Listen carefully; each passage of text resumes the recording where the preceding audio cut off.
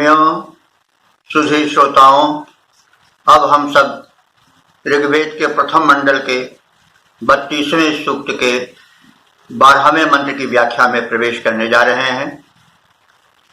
यह मंत्र त्रिष्टुप नामक छंद में निबद्ध है। मंत्र दृष्टा ऋषि हैं हिरण्यसु, आंगिरस, और मंत्र का शीर्षक है वृत्रासुर की शक्ति का निवारक इंद्र। तो इस मंत्र में भी वही रूपक का उपक्रम है।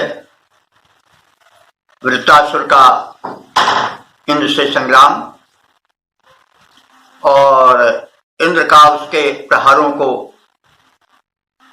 बड़ी सरलता से रोक लेना, फिर उसके द्वारा रुद्ध बादलों में भरे हुए जल प्रवाह को मुक्त करना, जल प्रवाह का धरती पर आना और नदियों में अनंत जलधारा बनकर प्रवाहित होना आदि का एक स्वाभाविक दृश्य है।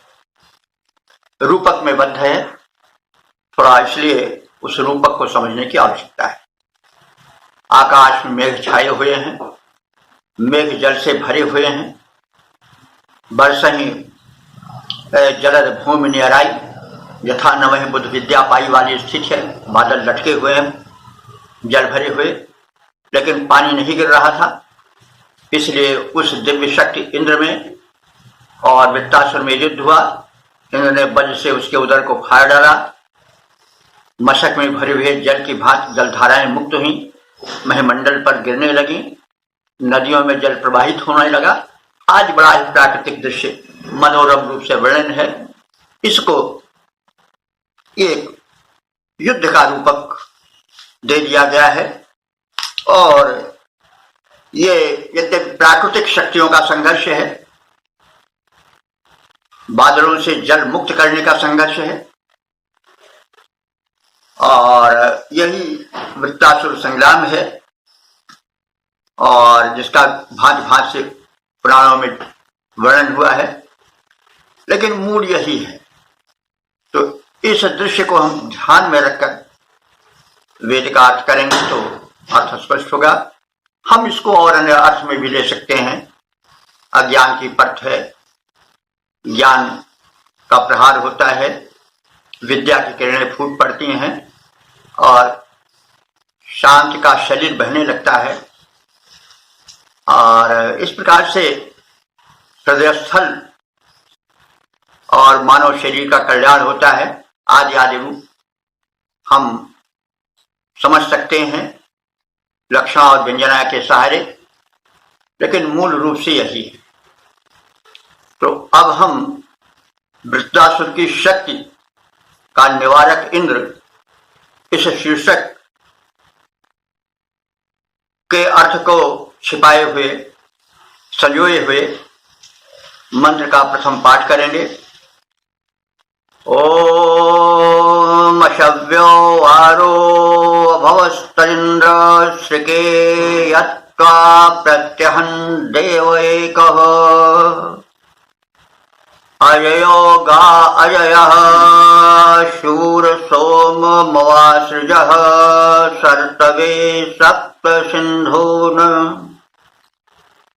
शब्दार्थ जाने। श्रिके यत्, श्रिक कहते हैं वज्र को। इंद्र के वज्र पर एकः देवः त्वा प्रत्यहन्, जब एक अद्वितीय दिव्य शक्ति यानी प्रचंड शक्ति से परिपूर्ण, जो युद्ध में कुशल वृत्त था, उसने मानो इंद्र पर प्रहार किया। तो यहां देव शब्द देवता के उस अर्थ में नहीं है जो हम सामान्य रूप से जानते हैं। यहां पर देवा विशेषण के रूप में आया है वृत्रासुर के। तो देव का अर्थ है जो दीप्तमान हो, तो यहां पर उसकी शक्ति की दीप्तिमत्ता को प्रदर्शित करना ऋषि का उद्देश्य है। तो वो प्रचंड शक्ति से, दिव्य शक्ति से भरा हुआ था वृत्तासुर। तो उस युद्ध कुशल वृत्त ने इंद्र से संघर्ष करना प्रारंभ किया। तो इंद्र का संघर्ष और वृत्तासुर का संघर्ष क्या है कि इंद्र जो है वो वृष्टि करना चाहते हैं, बादल जल भरे हुए हैं, लेकिन वो बादल या वृत्तासुर रूप बादल या बादल रूप में वृत्तासुर उस जल को छोड़ना नहीं चाह रहा है। वज्र का प्रहार होता है, वज्रपात होता है, लेकिन वृत्त भी बड़ा प्रचंड है, बलशाली है। वह उस प्रहार को अपने प्रचंड शक्ति से रोकता है, संघर्ष चलता है और अंत में सफल इंद्र ही होता है, वृष्टि होती है। तो इस प्रकार से उस परम बली प्रचंड वृत्तासुर ने इंद्र के श्रुके माने वज्र पर प्रहार किया, माने उसके अवरोध को, उसके प्रहार को रोका, अवरुद्ध किया। तत् अश्वभ्य वारः अभवः। तो इंद्र की ओर से क्या प्रतिक्रिया हुई कि तत् माने उस वज्र, उस वृत्तासुर के अवरोध को अश्वभ्य वारः, अश्वभ्य कहते हैं घोड़े के पूंछ के, घोड़े के पूंछ के द्वारा जैसे सामान्य रूप से हिला करके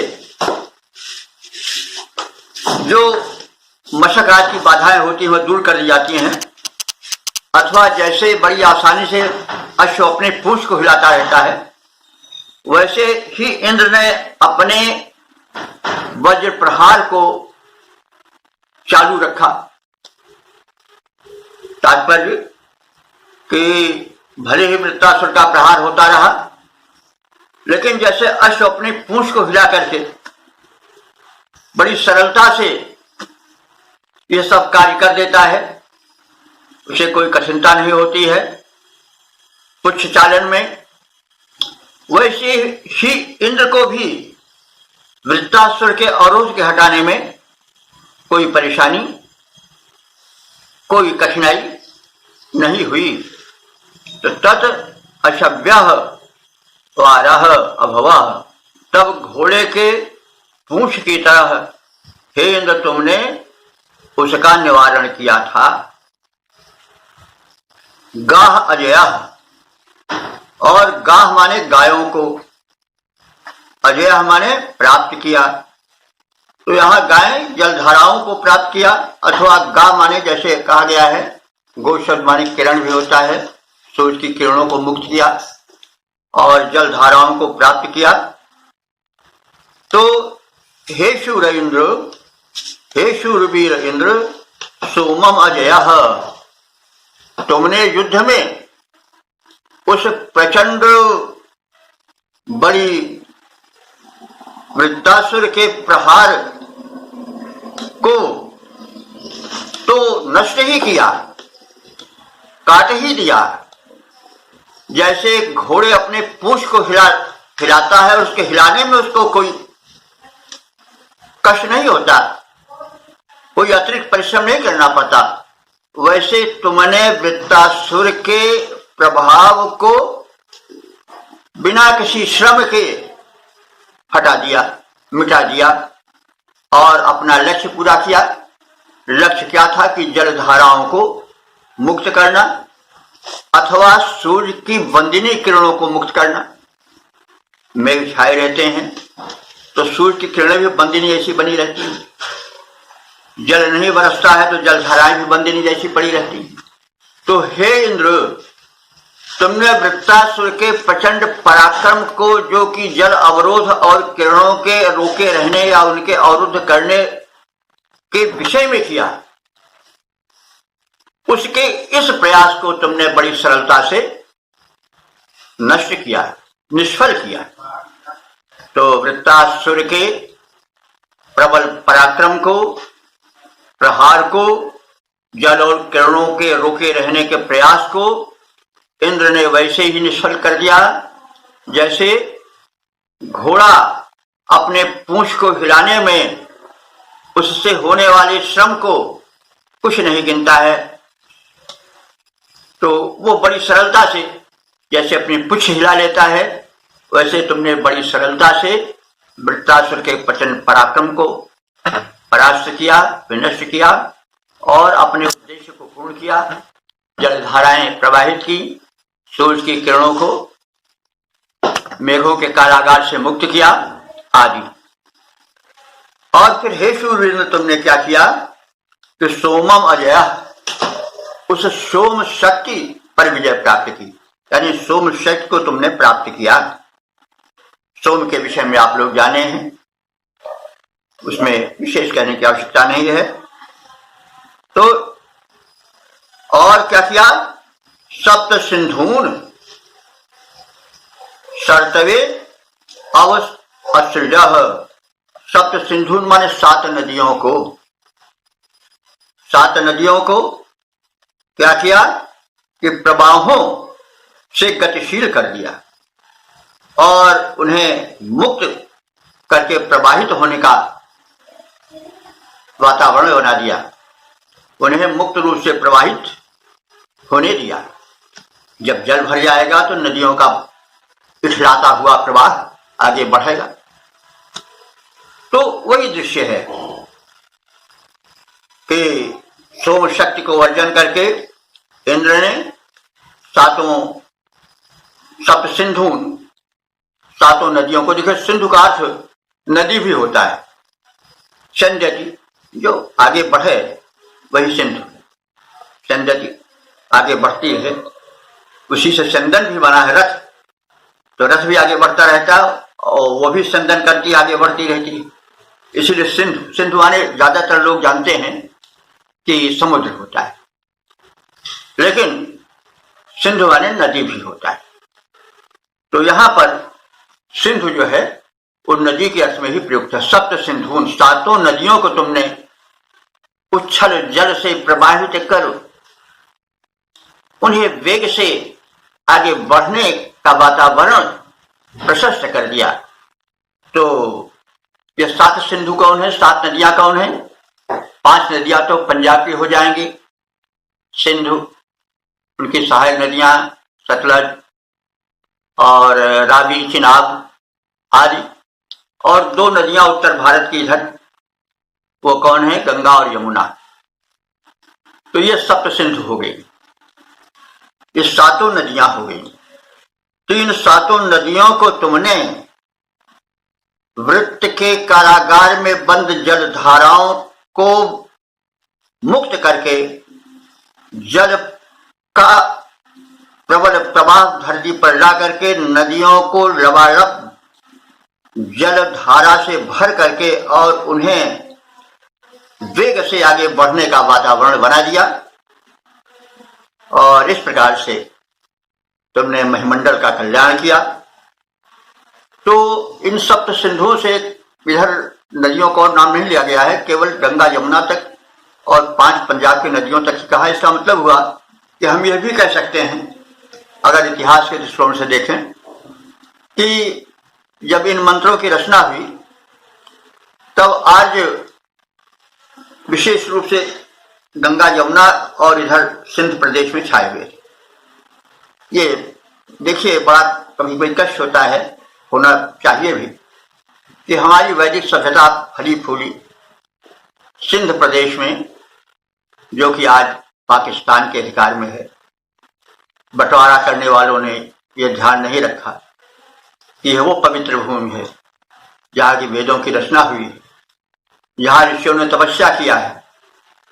वो स्थल आज उन हत्यारों के हाथ में पड़ा हुआ है जो वेद पाठियों के नाम निशान को मिटाने पर तुले हुए हैं। तो खैर, ये तो कालगति है, लेकिन हृदय में उसके प्रति प्रतिक्रिया, क्रिया प्रतिक्रिया होना भी स्वाभाविक। तो इस प्रकार से इस मंत्र में बताया गया कि हे इंद्रदेव, जब कुशल योद्धा वृत्तासुर ने तुम्हारे वज्र के ऊपर आघात किया, उसके प्रहार को विफल करने की चेष्टा किया, तब घोड़े की पूंछ हिलाने की भांति बड़ी सरलता से तुमने उसके उस प्रवाह को नष्ट किया और फिर सोम शक्ति और सोम वनस्पति को प्राप्त किया, जिससे सोमरस निकलता है, और गायों को जीता। गायें माने सूर्य की किरणें जो मेघों के कारागार में बंद थी, अथवा जलधाराएं जो मेघ के अधिकार में थी, वृत्तासुर के अधिकार में थी, उनको मुक्त किया, उन पर विजय प्राप्त की और वृत्त के अवरोध को नष्ट करके हे महाबली इंद्र, तुमने सिंधु गंगा सातों सरिताओं को जलराशि से परिपूरित कर प्रवाहित कर दिया। तो इस प्रकार से हम इसकी व्याख्या को जान लेने के पश्चात अब इसके पद रूपांतरण पर ध्यान दें। हे बलि इंद्र तेरा रण कौशल है अपार, तुमने अद्भुत वीरता पूर्ण व्यवहार किया। जब बलि वृत्र ने तुम पर प्रबल प्रहार किया, जो अश्वपुच्छ संचालन करता है वैसे, तब बड़ी सरलता से उसका प्रतिकार किया। अवरोध वृत्र को कर विनष्ट, अवरोध वृत्र का कर विनष्ट। हे महाबली, तुमने जग पर अपना अगणित उपकार किया। सोमादि वनस्पतियों को तुमने प्राप्त किया, फिर अपहृत गो का भी तुमने उद्धार किया। जो सिंधु और गंगादिक सातों नदियां हैं, जो सिंधु और गंगादिक सातों नदियां हैं, जल पूरित कर उनका प्रवाह विस्तार किया, जल पूरित कर उनका प्रवाह विस्तार किया।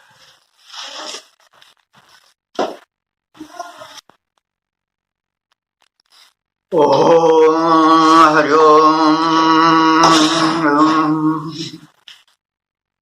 वेद प्रेमियों, सुधी श्रोताओं, परम सौभाग्य का विषय है कि संप्रति हम सब ऋग्वेद के प्रथम मंडल के 32वें सूक्त के 13वें मंत्र की व्याख्या में प्रवेश करने जा रहे हैं।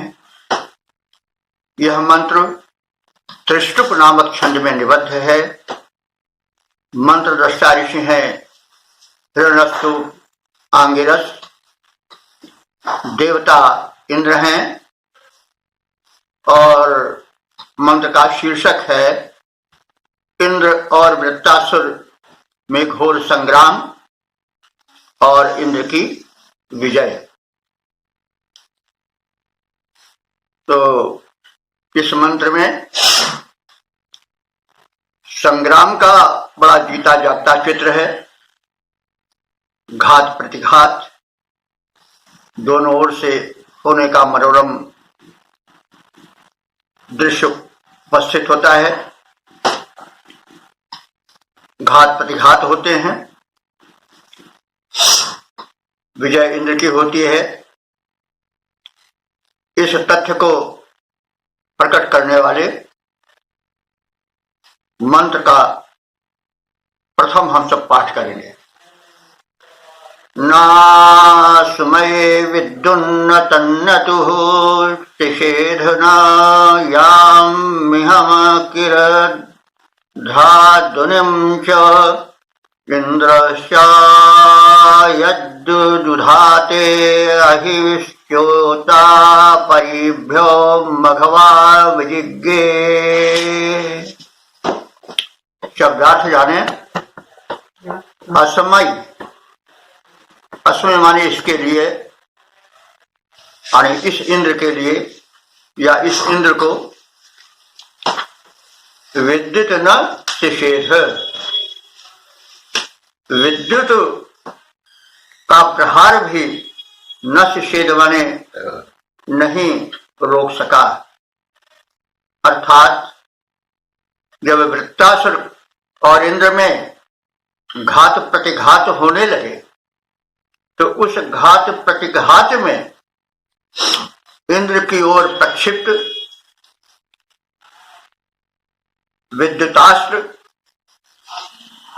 वज्रपात, नशेद उस इंद्र का प्रतिषेध मने उसे रोक नहीं पाए, प्रतिषेध न कर सके, क्योंकि इंद्र अधिक बलवान था। तो इंद्र तो परम शक्ति है, पर ब्रह्म रूप में ऋग्वेद में स्थापित है। उसी के द्वारा सारी शक्तियां प्रदान की गई हैं। उस शक्ति ने, उस परम शक्ति ने सबको शक्ति दिया है, सुर को भी दिया है, असुर को भी दिया है, दानी को भी दिया है, लुटेरे को भी दिया है। लेकिन जब दुरुपयोग होने लगता है तो वह शक्ति दुर्वृत्ति करने वाले को रोकती है, और शक्ति ही रोकती है शक्ति को। विष ही विष का औषध है। तो असमय विद्युत न निषेध, जब घात प्रतिघात प्रहार पर प्रहार दोनों ओर से होने लगे तो इस इंद्र पर जो विद्युत रूप में वज्रपात हो रहा था, उस दैत्य वृत्तासुर द्वारा वह इंद्र को रोक न सका, नशेद उसे विमुख न कर सका। तन्यतु, तन्यतु कहते हैं गर्जन को, मेघ गर्जन। तो वृत्तासुर गर्जन, मेघ गर्जन के रूप में घनघोर गर्जन कर रहा था, तो गर्जन भय पैदा करने वाली होती है। लेकिन इंद्र तो सबका शिरोमणि है। दी हुई शक्ति का जब शक्ति पाने वाला दुरुपयोग करने लगता है तो उस दुरुपयोग में एक भयंकर प्रहार तो प्रतिरोध तो होता ही।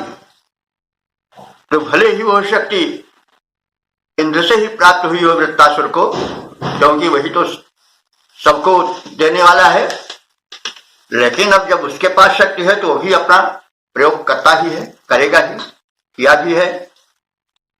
तो उस समय तन्नति माने जो मेघ गर्जन हो रहा था, घनघोर, कानों को, उसके पर्दे को फाड़ देने वाला, और याम मिहम, और जो मिह कहते हैं वर्षण को, और जो घनघोर वृष्टि हो रही थी जल की और उपल की, उपल माने ओलाया, बर्फ, हिम। तो उस समय अस्त्रपात के रूप में जो उस वृत्तासुर प्रबल दानव की ओर से गर्जन हो रहा था, जो जल और उपल की वृष्टि हो रही थी, वह अकिरत न इंद्र के विजय पथ में रुकावट नहीं डाल सके। यानी इंद्र विजय पर विजय करता गया। और धाधुनिम च, धाधुनिम कहते हैं विद्युत प्रहार। और जो विद्युत प्रहार हो रहा था, वज्रपात हो रहा था, वो भी इंद्र के विजय की ओर बढ़ते कदमों को नशेद रोक नहीं सका। इंद्र च अहि च, इंद्र जो परम शक्तिमान है, देवराज है, समस्त शक्तियों का एकमात्र स्वामी है, वह च माने और अहि च, अहि माने वृत्तासुर, अहिरूप वो वृत्तासुर, यत युद्धाते, जो युद्ध कर रहे थे, यानी इंद्र और वृत्तासुर जो युद्ध कर रहे थे, और भी जो घात प्रतिघात हो रहे थे, उसको मघवा, मघवा कहते हैं ऐश्वर्यवान इंद्र का नाम है, उसे मघवा ने, ऐश्वर्य संपन्न इंद्र ने अपरिभ्य माने जो अन्य भांति भांति के प्रहार हो रहे थे शत्रुवृत्तासुर की ओर से, उसे भी उसने विजिज्ञ यानी उस इंद्र ने विफल कर दिया और विजय प्राप्त कर ली। तो अन्यान्य शत्रु प्रेरित कपट प्रयोगों को भी इंद्र ने अपने पराक्रम से जीत लिया, उन्हें निष्फल कर दिया, विफल कर दिया। वृत्तासुर के विविध शस्त्र के प्रयोग, जो गर्जन के रूप में, तर्जन के रूप में, जलवृष्टि के रूप में, उपल वृष्टि के रूप में, विद्युतपात के रूप में हो रहे थे, उस परम पराक्रमी परम शक्तिमान इंद्र ने उन सबको निष्फल बना दिया। तो इस प्रकार से जो सृष्टि का क्रम चल रहा था, जो अवरोध आ रहे थे, वो सब इंद्र ने उस अवरोधकर्ता वृत्त को पराजित करके सफल बनाने की चेष्टा की। अब हम इस मंत्र के ऊपर एक सपाट दृश्य डाल लें, उसका अर्थ देखें। जिस समय इंद्र और वृत्तासुर में युद्ध होने लगा, तो युद्ध में वृत्त द्वारा प्रेरित भीषण विद्युत, भयंकर घन गर्जन, जल और उपल की वृष्टि के प्रचंड प्रयोग इंद्र को विचलित करने के लिए होने लगे, लेकिन इंद्र का वे सब प्रतिरोध न कर सके, उसको विजय के पथ में आगे बढ़ने से रोक न पाए।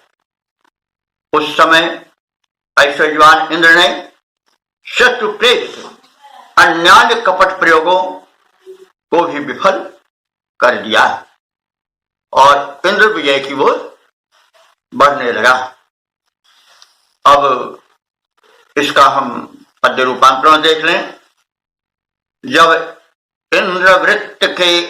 जब इंद्रवृत्त में समर्थना, तब परम प्रचंड प्रहार चला, अगणित घातों प्रतिघातों का व्यापक विशिष्ट व्यापार चला।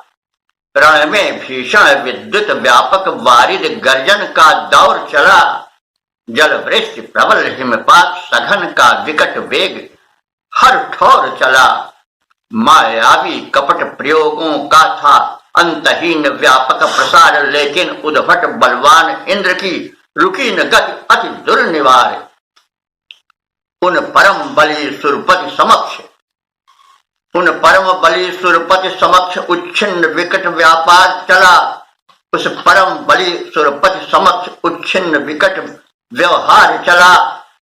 जब इंद्र वृत्त में समर्थना, तब परम प्रचंड प्रहार चला, अगणित घातों प्रतिघातों का व्यापक विशिष्ट व्यापार चला। तो इस सजीव घात प्रतिघात के चित्रण को हमने देखा। प्रतीत होता है कि ऋषि ने युद्ध के सजीव दृश्य को देखा हो, जिसको उसने शब्दों में उतार दिया है।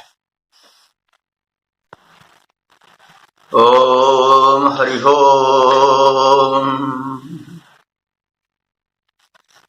मेरे प्रेमियों, सुधी श्रोताओं, अब हम ऋग्वेद के प्रथम मंडल के 32वें सूक्त के 14वें मंत्र की व्याख्या में प्रवेश करने जा रहे हैं। यह मंत्र त्रिष्टुप छंद में निबद्ध है। मंत्र दृष्टा ऋषि है हिरण्यस्तु आंगिरस, देवता हैं इंद्र। मंत्र का शीर्षक है इंद्र के अभाव में वृत्रवध असंभव था। तो अब हम मंत्र का पाठ कर लें। अहेर्यातारं कमपश्य इंद्र हृदयत्ते जघनुषो भीरगच्छत नवचयन्नवतिं च स्रवन्ती शेनो न भीतो अतरो रजांसी। शब्दार्थ देखें। इंद्र, हे इंद्रदेव, जघनुषु ते हृदय। जघनुषु कहते हैं वध हेतु तत्पर कटिबद्ध। ते हृदय, तुम्हारे हृदय में, यानी वृत्त वध के हेतु समुद्यत तुम्हारे हृदय में यत यदि भी अगच्छत। यदि भी माने भय, यत माने यदि, भी भय, अगच्छत माने आ गया, होता। यदि तुम्हारे हृदय में भय का प्रवेश हो गया होता, माने हिचकिचाहट हो गई हो। इंद्र तो कुतो भय है, उसे तो भय होता नहीं है, लेकिन कभी कभी किसी काम में संकोच या कुछ हिचकिचाहट हो जाती। तो ही तात्पर्य है कि हे बलि इंद्र, तुम वृत्तासुर के वध के इच्छुक थे, समुद्यत थे, लेकिन यदि किन्हीं कारणों से तुम्हारे हृदय में भय आ जाता तो फिर अहेह यातारम कम पश्य। अहेह माने अधिकार षष्ठी एक वचन है। अहेह माने अहिके, अह माने वृत्तासुर के। तो वृत्तासुर के यातारम माने वध करता। वृत्तासुर के वध करता को कम अवश्य, किसको देखते, यानी तुम जब कतरा जाते तो उस वृत्तासुर के वधकर्ता के रूप में किसको देखते, प्रश्न है। यानी कोई था ही नहीं तो किसको और देखते, तुम्हारे अतिरिक्त और कर ही का कौन पाता। तो कहा अवश्य माने किसको देखते का मतलब हुआ भला और कौन था जो वध के सामर्थ्य को धारण करता था जिसको तुम देखते। मैंने तुम्हारे अतिरिक्त अन्य कोई था नहीं जिसकी ओर तुम वृत्त के वध के हेतु दृष्टि डालते। एकमात्र तुम ही ऐसे बलि थे जो कि वृत्त को रोक सकते थे, उसका वध विधान कर सकते थे। तो यत नव नवतिम श्रवंती रजांसी। अब आगे ऋषि कह रहा है कि जब घोर वृष्टि हुई तो नव च नवतिम च, नव और नवत यह संख्या है, नव संख्या और नवति माने 90 संख्या। तो 9 और नवति, 9 और 90 यानी 99। तो जो 99 रजांसी, रजांसी कहते हैं जल प्रवाह को।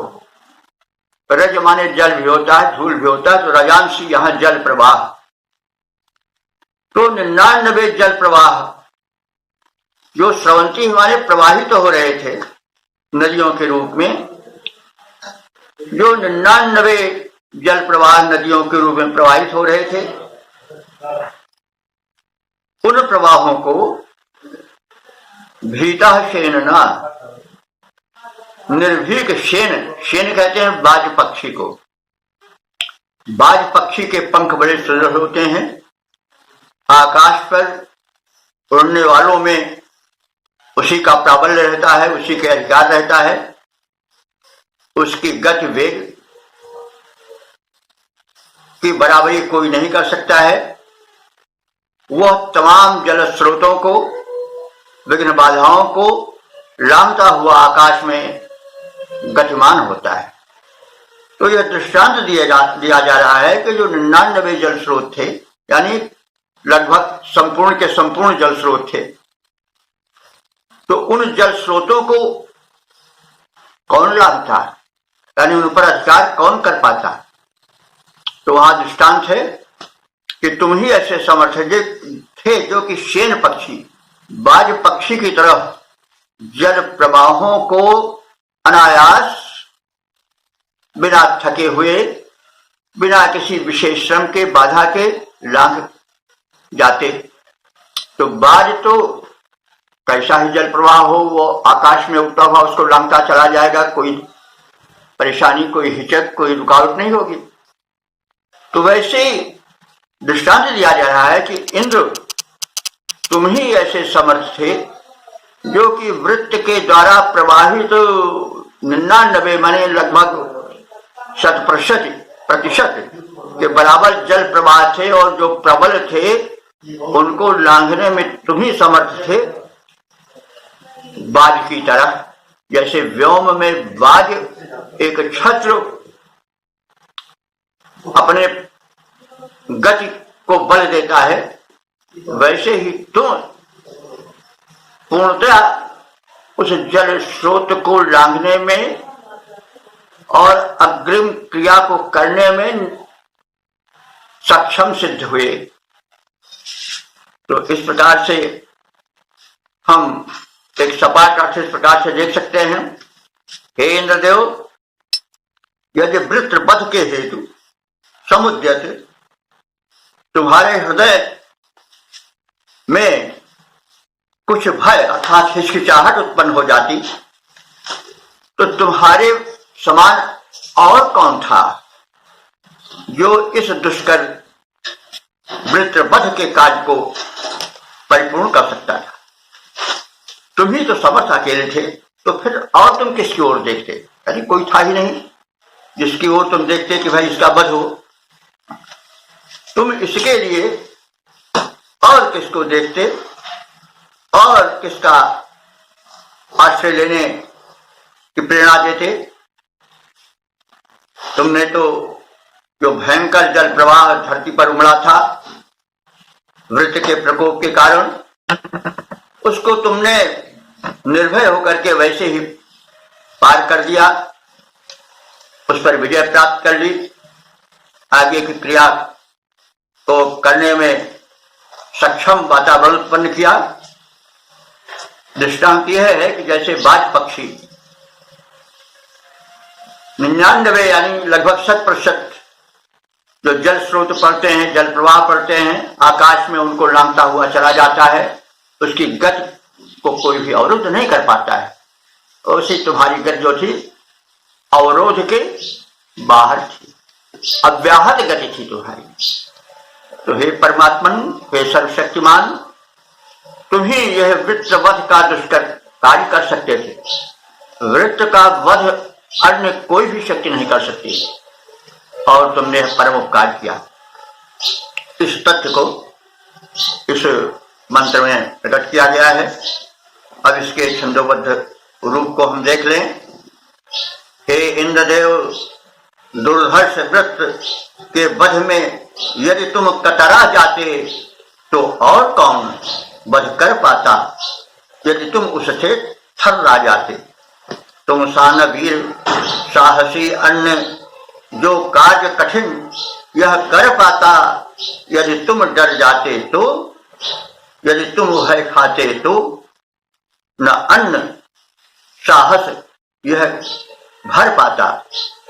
रण के नभ में तुम बाज सदृश, रण रूपी आकाश में रण के नभ में तुम बाज सदृश निर्भय उड़ान भरने वाले नभ के, रण के नभ में तुम बाज सदृश निर्भय उड़ान भरने वाले, 99 जल स्रोतों को तुम पार कर चुके मत वाले, तुम एकमात्र जो समरांगण में अर के उर में भय भरते, तुम एकमात्र जो समरांगण में अर के उर में भय भरते।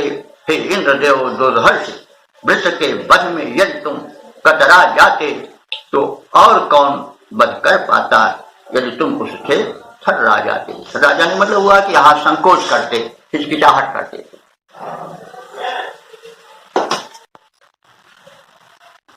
ओम हरि ओम।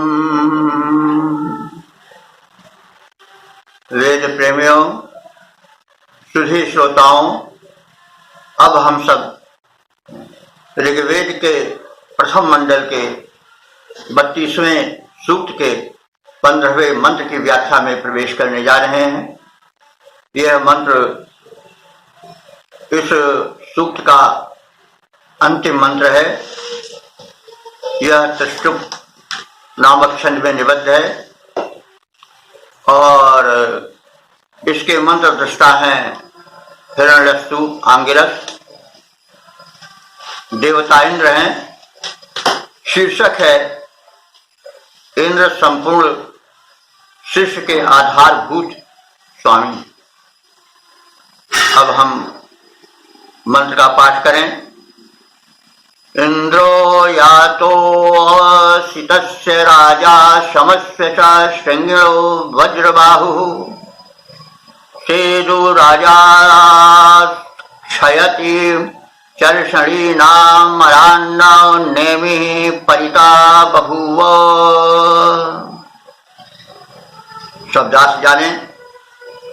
वज्रबाहु, वज्रबाहु इंद्र, तो वज्रबाहु विशेषण है इंद्र का।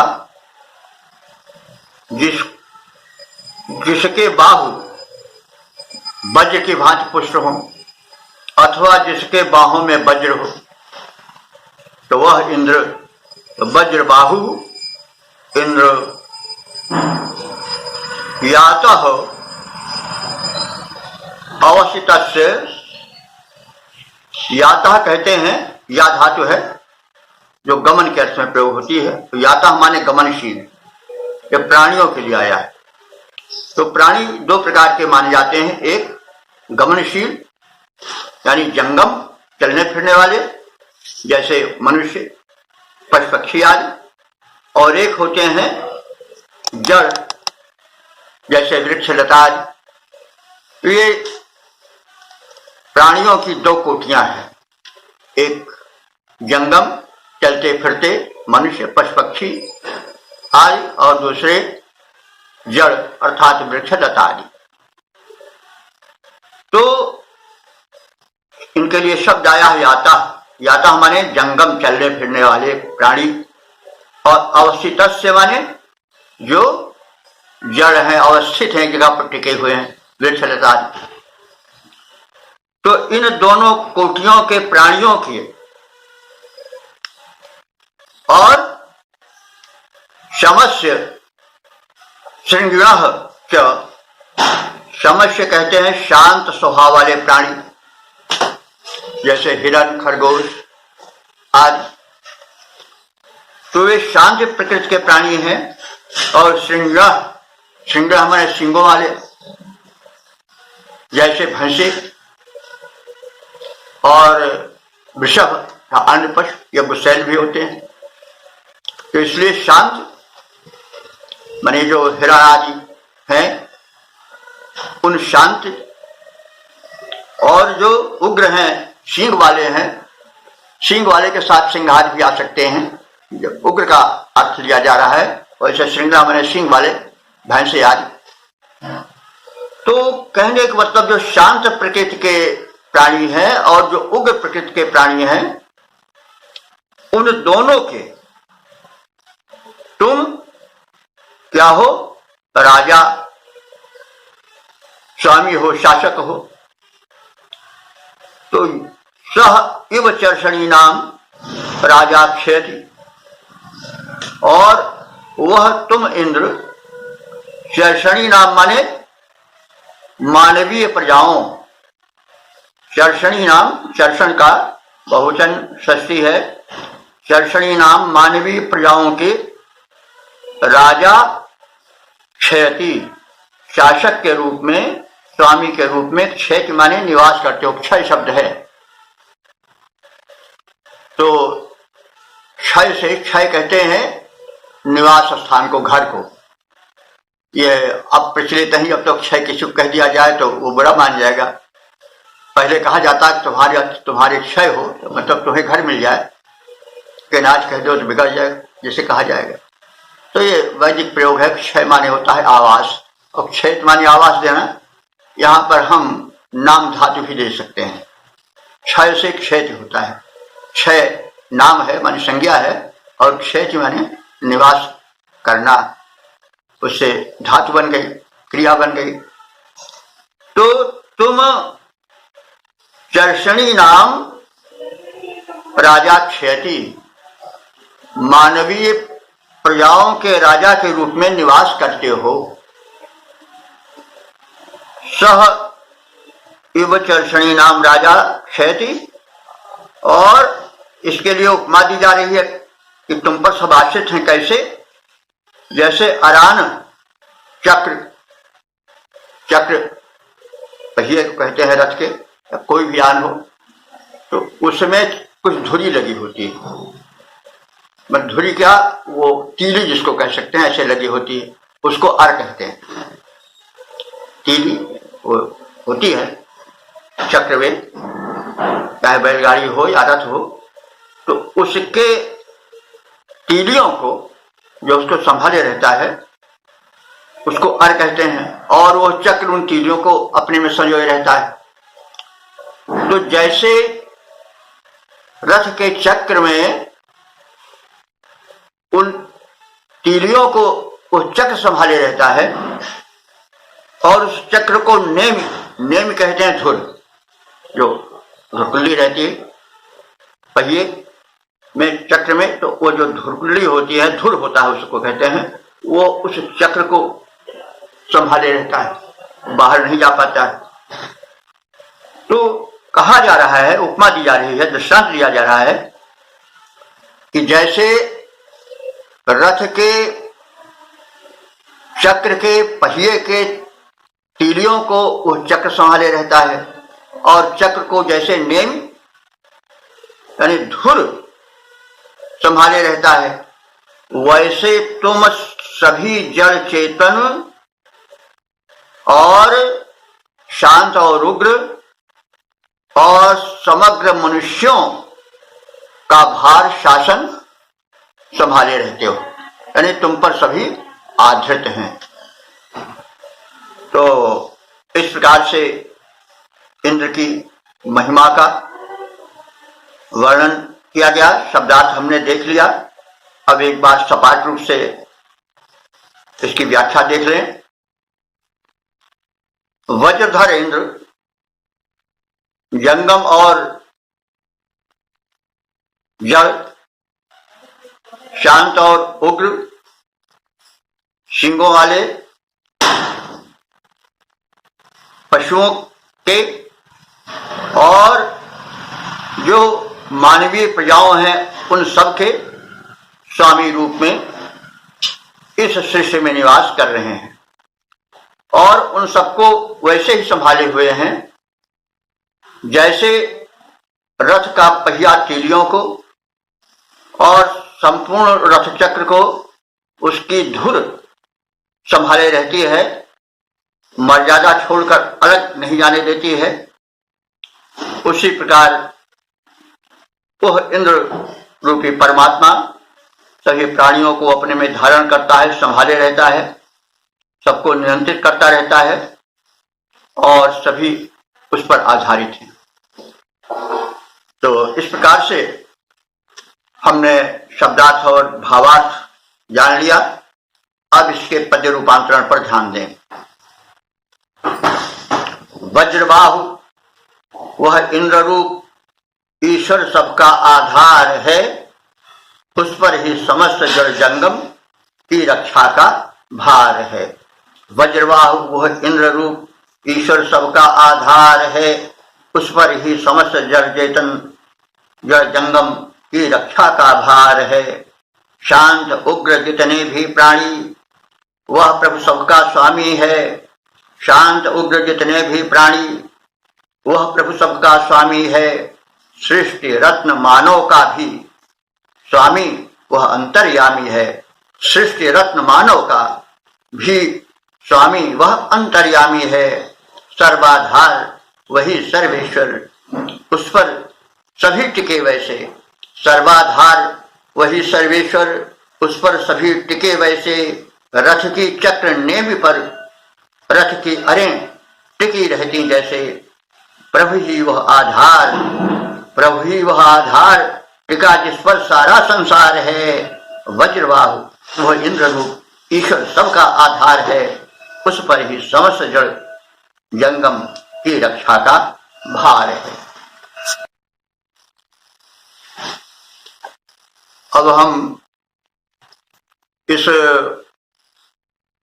ऋग्वेद के प्रथम मंडल के 32वें सूक्त का सार समझेंगे। इस सूक्त में कुल 15 मंत्र हैं। सब मिलाकर के अब तक व्याख्यायित मंत्रों की संख्या 383 हो चुकी है। इस 32वें सूक्त के 15 मंत्रों में त्रिशुभ छंद का प्रयोग है। यह छंद 44 वर्णों का होता है और मंत्र दृष्टा ऋषि हैं हिरण्यस्तु, आंगिरस और देवता है इंद्र। तो इसमें मोटे रूप से इंद्र जो कि दैवी शक्ति के स्वामी हैं और वृत्रासुर जो असुरों का सरदार है, दोनों के भयंकर युद्ध का वर्णन है। इंद्र उस अवरोधक शक्ति का जो सृष्टि के विकास में बाधा डालता है उसको हटाता है, वास्तव में एक रूपक है। सृष्टि विस्तार के पूर्व यह मान्य सिद्धांत है कि धरती एक आग का गोला था और धरती में अग्नि है, अभी सैकड़ों मील तक नीचे जल रही है, तो यह सिद्ध भी है। तो उस ज्वलंत पिंड को शांत कर उसमें सृष्टि विकास की योजना उस परम शक्ति इंद्र की बनाई गई, उसने बनाया। और एतदर्थ उसने बादलों को, वृत्तासुर को या बादलों के स्वामी को, उस समय वही स्वामित्व कर रहा था, अधिकार दिया जाता है और वो अधिकार देता है जो परम शक्ति मान सर्वोच्च सत्ता होती है। तो वृत्तासुर बादल पहले सहस्रों वर्षों तक, लाखों वर्षों तक घनघोर वृष्टि करते रहे, फलस्वरूप धरती की ऊपरी परत ठंडी हुई। लेकिन अब उसका अवरुद्ध होना भी आवश्यक था, क्योंकि अगर जल ऐसे बरसता रहता तो फिर धरती लुप्त हो जाती, जल से भर जाती, आगे का विकास न हो पाता। इसलिए अब आवश्यक था कि उस परम शक्ति ने जिसको, उस परम शक्ति को जिसने उस वृत्त को, एक शक्ति विशिष्ट को वर्षा करने का भार मेघों के रूप में सौंपा था, उसको वह रोके। लेकिन वह बड़ा प्रबल था, रोके नहीं रुक रहा था। तब संघर्ष की नौबत आ गई, संग्राम का अवसर हो गया। इंद्र उस परम सत्ता ने जिसे उसे विश्व का भार दिया था बादल के रूप में, उसको रोकना प्रारंभ किया। लेकिन वो प्रलयकालीन घनघोर विश्व करने वाले मेघ जो वृत्त माने घेरा डाले हुए पड़े थे आकाश में, वृत्त माने घेरा भी होता है, वृत्तासुर, तो असुर कहते हैं प्राणवान शक्तिमान को, जो घेरा डाले हुए पड़े थे उनको हटाना आवश्यक था। अब दो शक्तियों में टकराहट स्वाभाविक हो गई। इंद्र को श्रम करना पड़ा, लेकिन अंत में विजय हुई इंद्र की ही, उस पर ब्रह्म परमात्मा की, जो कि सृष्टि का नियंता है, ऋग्वेद में जिसे सर्वश्रेष्ठ शक्ति माना गया है। तो उस इंद्र ने अपनी सृष्टि के विस्तार की व्यवस्था में प्रथम इस अग्निपिंड रूप में धरती को शीतल करने की योजना बनाई। वर्षण हुआ, लेकिन वर्षण जब अति को पार करने लगा तो अवरोध हेतु उन बादलों को हटाना पड़ा, और वही संघर्ष है, वही संग्राम है इंद्र का और वृत्तासुर का। अंत में जल प्रवाह नदी के रूप में बह चला, सागर में जितना जल होना चाहिए था उतना जल एकत्र हो गया, और अब उस घनघोर वृष्टि के रुक जाने के बाद फिर अग्रिम योजना चली, सृष्टि का विकास प्रारंभ हो गया, और जिसका कभी आगे चित्रण किया जाएगा अन्य स्तोत्रों में यह है।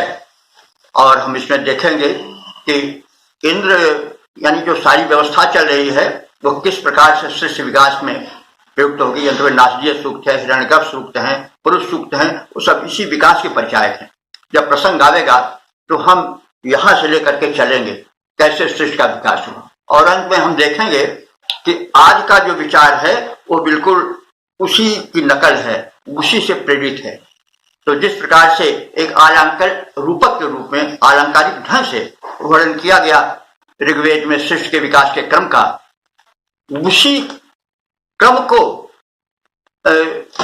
विचारकों ने ग्रहण किया और सृष्टि के विकास की प्रक्रिया कुछ वैसे ही प्रकट की जैसे कि वेदों में एक जरा अलंकारिक रूपक शैली में कही गई। तो इस प्रकार से हम इस वृत्त और इंद्र के संग्राम से संबंधित सूक्त के विषय में ज्ञान प्राप्त किए, और अब हम उस पर मनन चिंतन करेंगे। जिन सज्जनों को कोई इस पर प्रश्न करना हो वो कर भी सकते हैं, और हम चाहते हैं कि वेद का प्रचार प्रसार हो, उसकी वैज्ञानिकता, उसकी उपयोगिता संसार के सामने आवे।